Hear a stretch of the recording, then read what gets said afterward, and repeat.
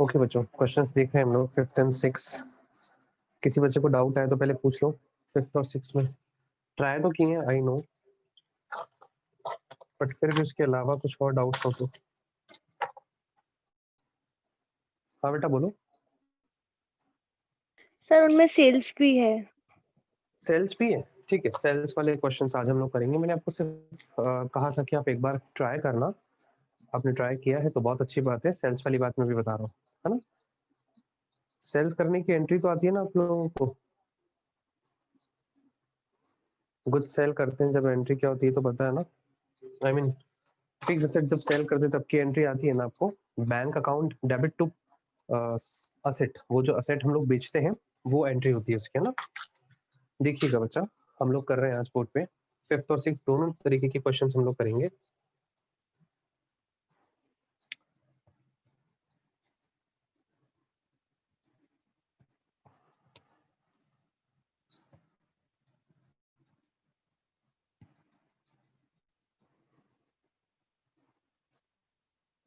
Question number 5th देख रहे हैं। ये जो बुक है इसी बुक के अकॉर्डिंग हम लोग चल रहे हैं क्वेश्चंस के, है ना। 4th हमने कर लिया। 5th है, an asset was purchased for 10,500 and the scrap value was estimated to be 500 at the end of 10 year. Straight line method of depreciation was used. The accounting year ends on 31st March every year. The asset was sold for 600 on 31st March 2019. Calculate the following. आपसे machine account बनाने के लिए नहीं कहा है बच्चा, आपसे कहा है कि आप बताओ डेप्रिसिएशन का एक्सपेंस कितना होगा 31st मार्च 2013 में, मतलब फर्स्ट ईयर का डेप्रिसिएशन कितना होगा। तो जरा देखिएगा, जो 5th क्वेश्चन है इसके आंसर्स इस तरीके से। फर्स्ट का आंसर निकालने के लिए हमारे पास बचा फॉर्मूला लगेगा डेप्रिसिएशन फॉर 2012-13, ठीक है।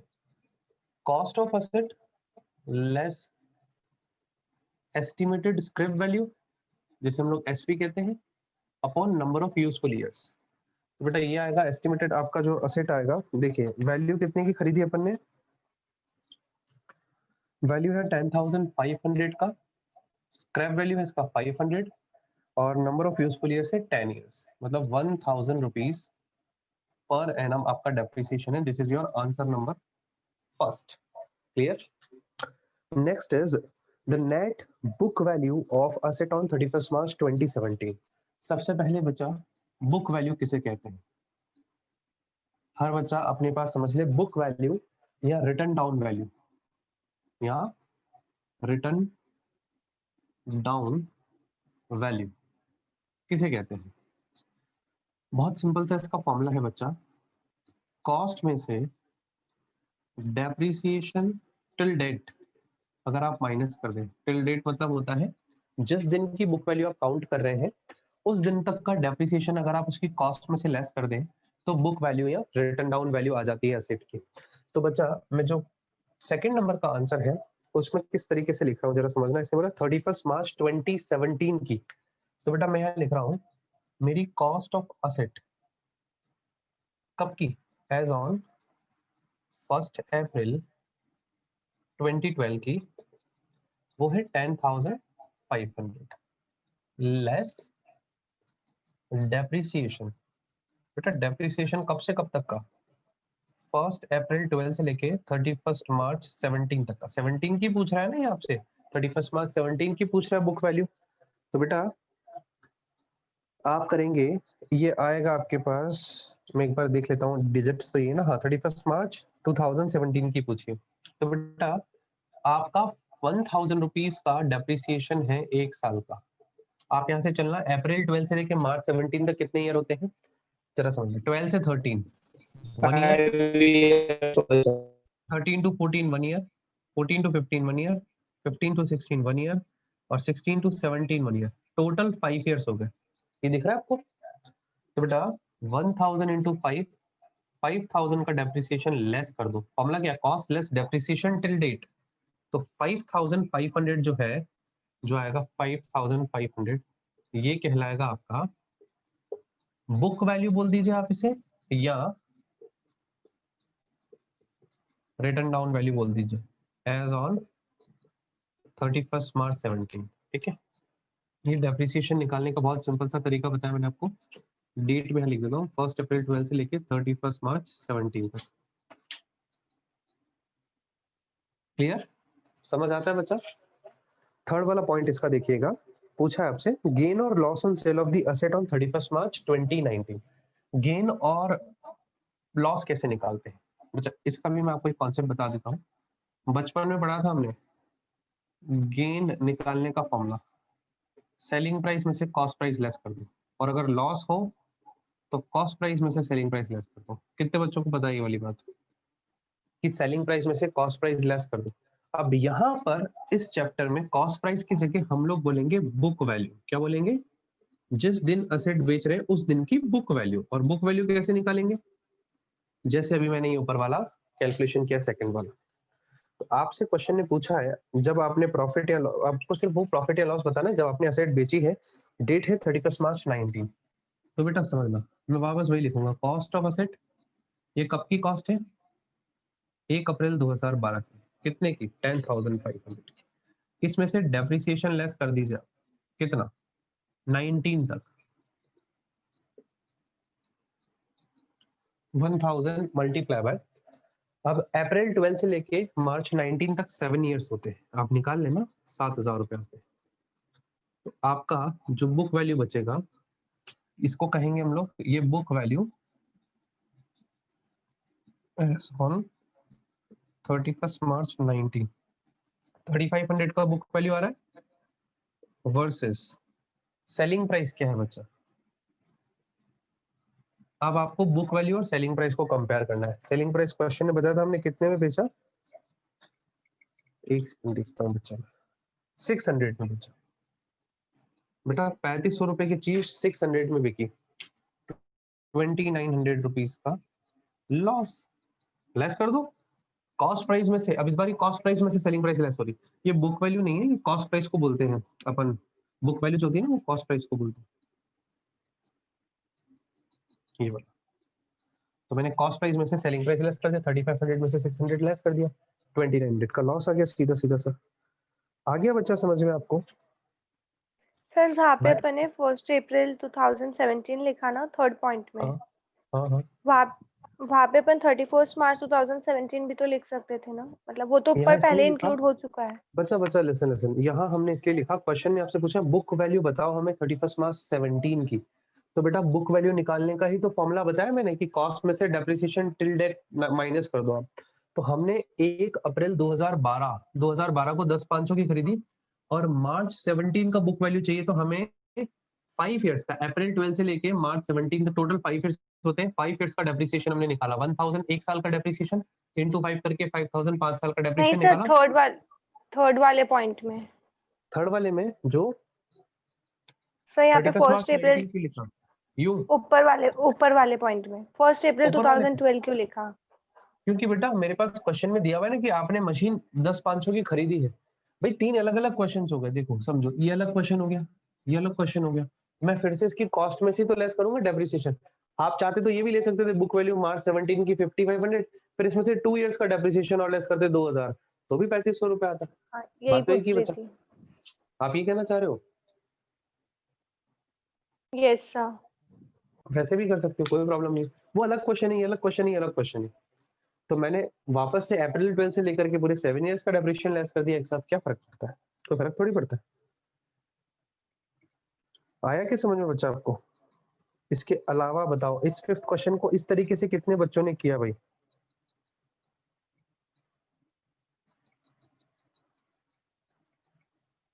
चलिए 6 क्वेश्चन पे आते हैं। 6 वाले क्वेश्चन पे सेल वाली बात आ जाती है। हाँ जी, आ जाती है। एसएस ले लिया बच्चा आपने इसका? चलिए स्टार्ट कर देते हैं 6 वाला क्वेश्चन। बड़ा मजेदार क्वेश्चन है, आपसे लेकर के आपको गुड्स असेट सेल करने वाली एंट्रीज भी आएगी।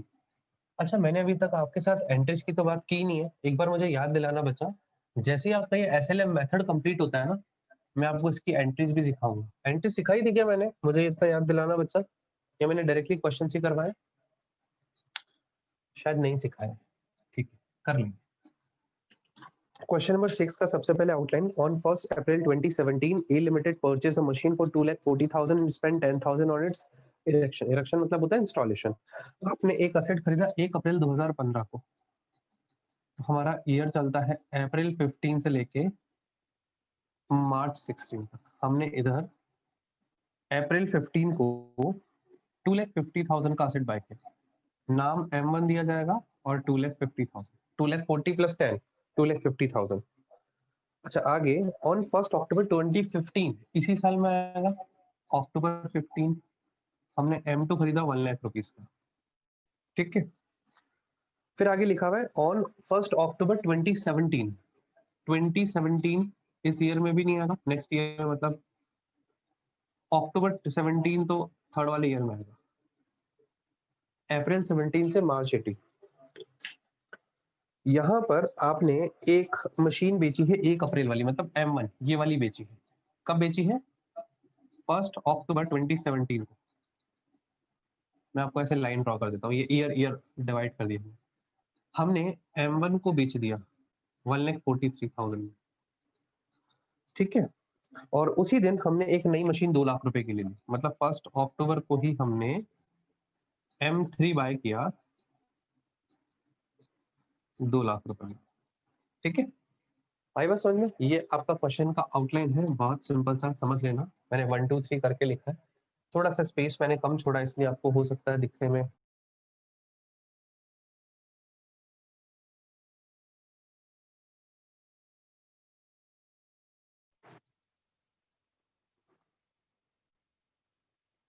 एक सेकंड वेट करना बच्चा ना।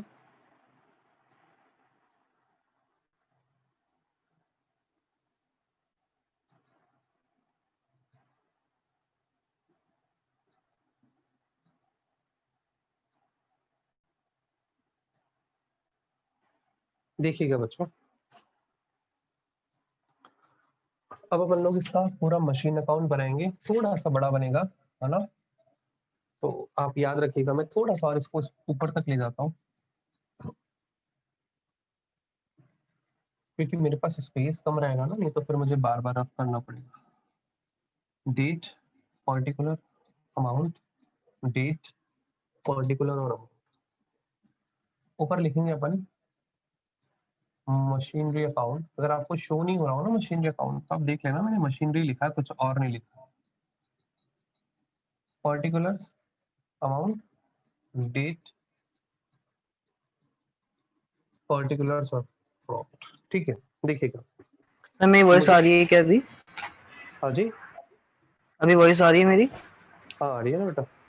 ओके। देखिएगा, अब यहाँ पर अप्रैल 15 को हमने बाय किया, तो 1 अप्रैल 2015 टू बैंक, ब्रैकेट में M1 ये वाला 2,50,000,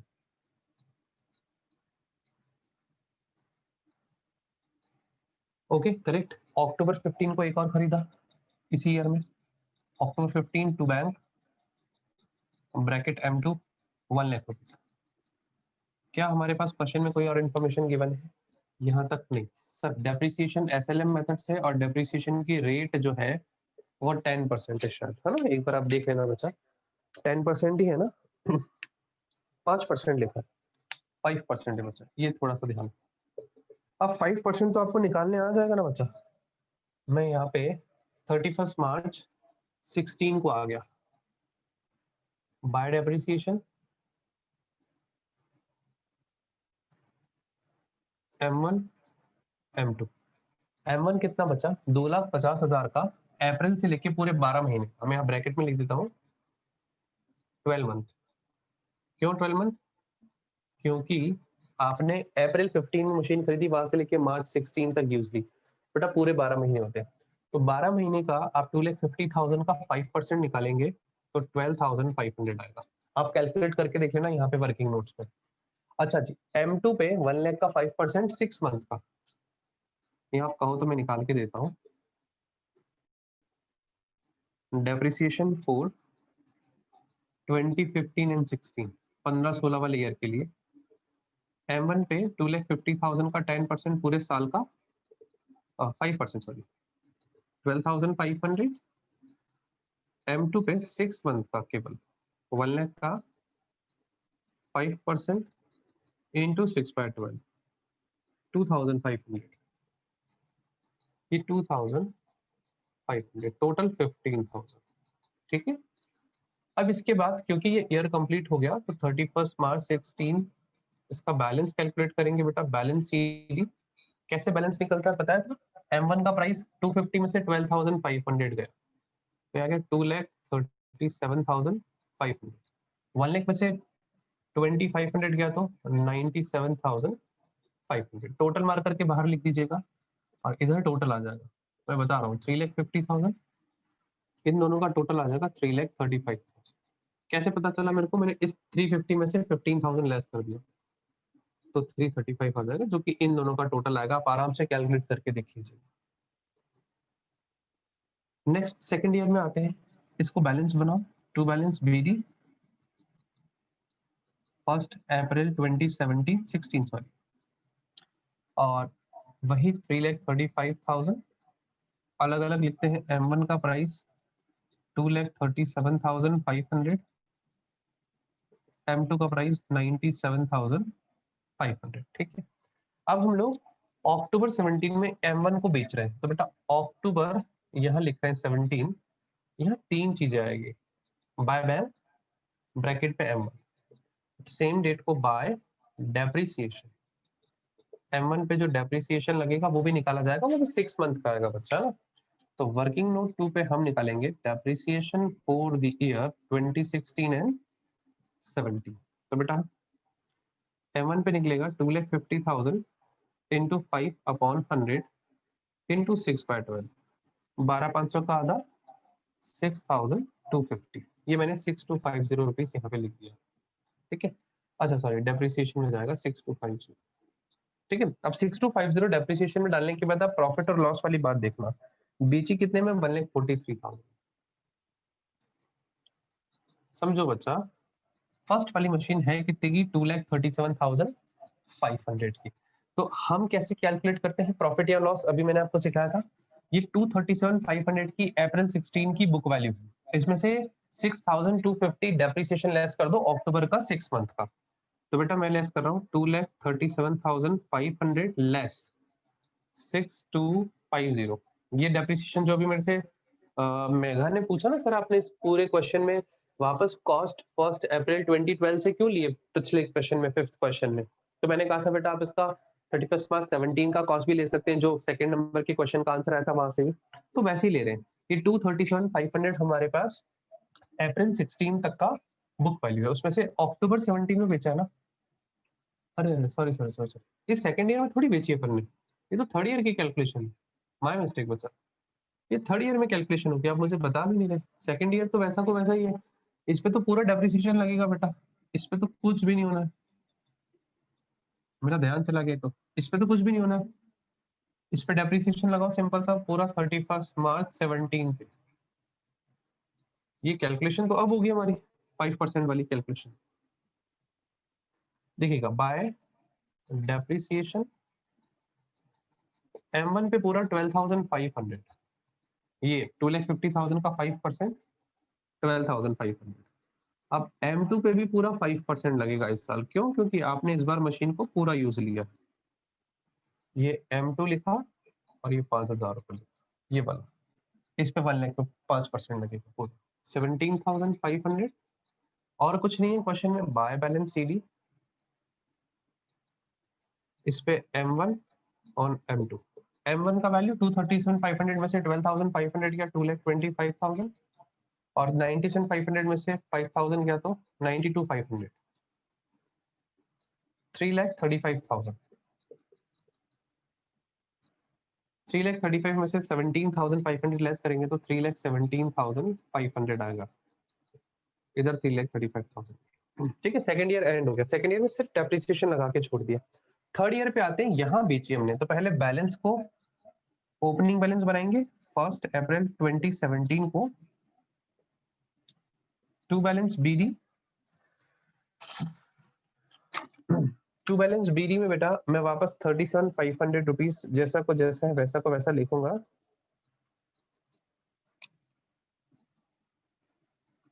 M1 का 2,25,000, M2 का 92,500 और 3,17,500। अच्छा, इस ईयर में अक्टूबर में अपन ने बेची, तो 1 अक्टूबर 2017 मैंने लास्ट टाइम है ना इसको इसी डिजिट से पकड़ा था, ये ईयर से ही पकड़ा था इसको। बाय बैंक 1,43,000 हमने 143 में बेचा, सेम डेट को बाय डेप्रिसिएशन पहले M1 का 6 मंथ का। तो बेटा आप ये वाला जो डेप्रिसिएशन वाला टर्म है ना, इसको यहाँ से आप एक बार एसएस ले लीजिए, क्योंकि मुझे ये जो डेप्रिसिएशन है इसे रफ करना पड़ेगा थर्ड ईयर का डेप्रिसिएशन कैलकुलेट करने के लिए। एसएस ले लो बच्चा एक बार फटाफट से। ठीक है, ले लिया होगा। अब मैं यहाँ पे 15-16 की जगह यहाँ लिख रहा हूँ 17-18 का डेप्रिसिएशन। अब देखना बच्चा, जो मशीन M1 है इसको 6 मंथ यूज किया गया है। कैसे पता चला?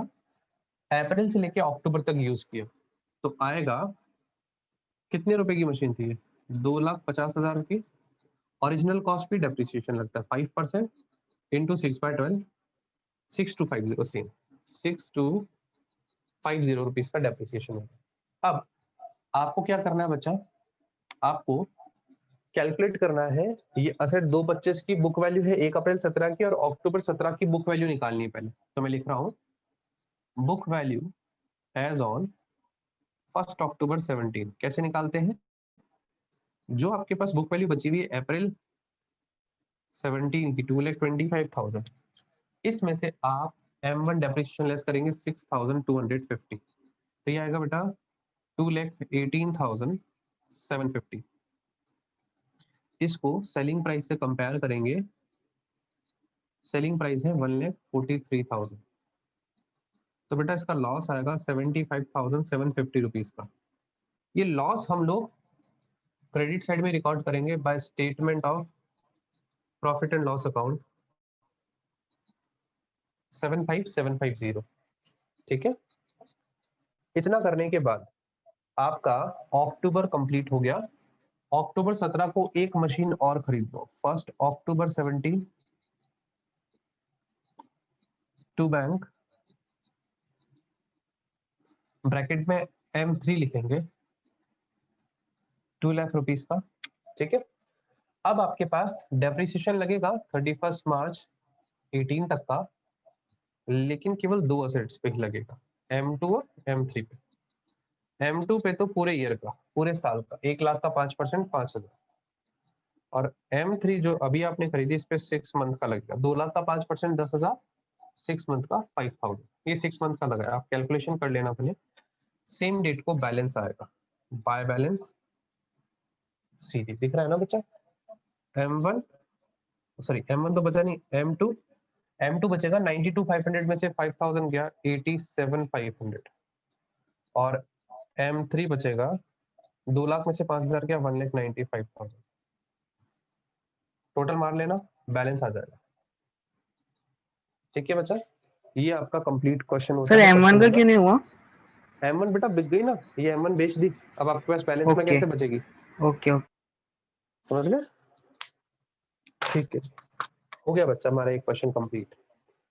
अब आप इसका एसएस ले लीजिए, और आज की क्लास में इतना ही। नेक्स्ट 2 क्वेश्चंस अगेन आपके लिए होमवर्क।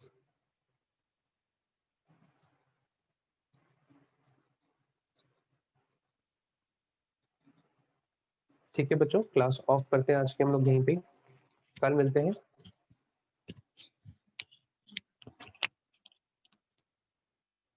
सर हाँ बेटा बोलो।